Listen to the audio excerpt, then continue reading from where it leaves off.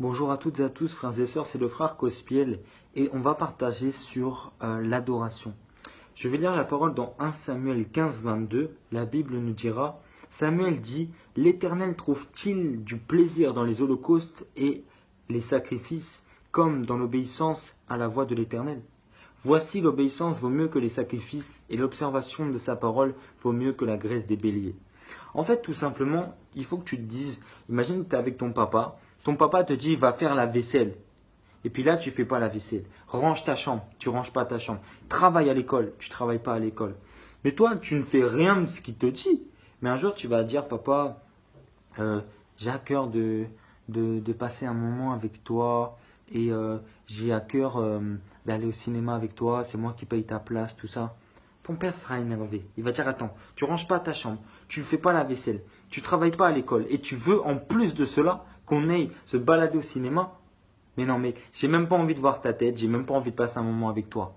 Il va être énervé contre toi, tu comprends? Et c'est exactement ce que Dieu te dit. Dieu te dit, toi tu es là, tu jeûnes, tu fais des offrandes de fou, tu donnes des 400 euros à l'église pour que Dieu te pardonne. C'est n'importe quoi. Le pardon ne s'obtient pas au travers d'une offrande. Le pardon s'obtient au travers d'une conversion, au travers d'une sincère repentance.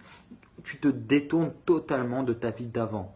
Et regarde, toi tu es là, tu ne te repens pas, tu ne pries pas, tu ne médites pas, tu n'aimes pas ton prochain, tu n'aimes pas à gauche, à droite, tu ne fais rien pour le Seigneur. Mais par contre, de temps en temps, tu vas donner des offrandes. De temps en temps, tu vas taper un jeûne pour attraper toutes les fois où tu n'as pas prié. Ça ne sert à rien. Il faut chercher à être obéissant dans les petites choses déjà en premier lieu. Dieu te dit, il va falloir que tu puisses prier tous les jours. C'est très important que tu puisses prier tous les jours. Prier sans cesse, même l'apôtre Paul nous recommande. Mais toi, par exemple, tu dis, bon, je vais prier à 20 heures tous les jours.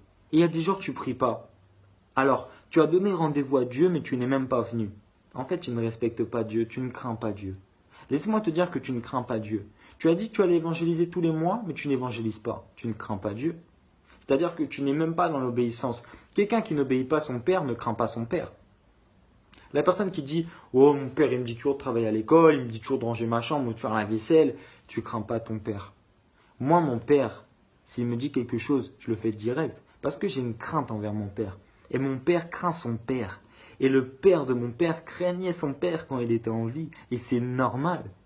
Mais toi, tu ne crains pas ton papa, tu ne crains pas Dieu, tu ne crains personne. Bah, laisse-moi te dire que si tu ne crains personne, tu pourras te reposer en enfer, tu pourras te reposer dans le salaire du péché, qui est la mort éternelle. Maintenant, si tu veux que tes prières reprennent de la puissance, si tu veux que ta vie chrétienne remonte un petit peu d'un cran, parce que tu te rends compte que tu n'as pas de puissance dans ce que tu fais, commence juste à être obéissant. Et ce n'est pas un jeûne de 3 semaines qui va tout déverrouiller dans ta vie. Non. Écoute, il y a déjà des étapes. Le jeûne, c'est important. Le jeûne augmente l'onction. Le jeûne est une supplication. Je suis d'accord. Mais comment veux-tu jeûner alors que tu n'es pas réconcilié avec Dieu et que tu n'es pas obéissant? C'est comme vouloir rugir alors que tu n'es pas lion. Commence déjà à devenir un lion pour pouvoir rugir. Ok? Donc, commence à viser l'obéissance pour ensuite pouvoir être un bon adorateur. Parce que tu veux servir Dieu avec l'esprit souillé, alors que Dieu dit, il faut me servir avec l'Esprit Saint, le Saint-Esprit. C'est très important que tu comprennes ça. Donc déjà, l'étape numéro 1, la sanctification et l'obéissance. Commence à être obéissant et demeure dans la sainteté.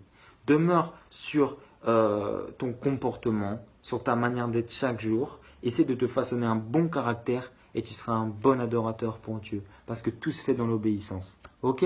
Sois vraiment béni. Humilie-toi devant Dieu. Dis à Dieu, je n'y arriverai pas sans toi. Vraiment, humilie-toi. Dis-toi, aujourd'hui, ce que j'ai fait, c'est toi qui l'as fait, Seigneur. Moi, je ne fais rien. C'est toi, c'est ta grâce que tu renouvelles chaque jour. Ce n'est pas mon réveil qui m'a réveillé. C'est toi, Seigneur. Rends-lui toujours la gloire. Et il y a une règle très importante dans l'adoration. C'est que Dieu ne se manifeste plus là où il est banalisé. Donc, honore-le dans tout ce que tu fais. Honore-le. Que toute ta vie, franchement, soit pour rendre gloire à l'Éternel. Ok? Sois vraiment béni.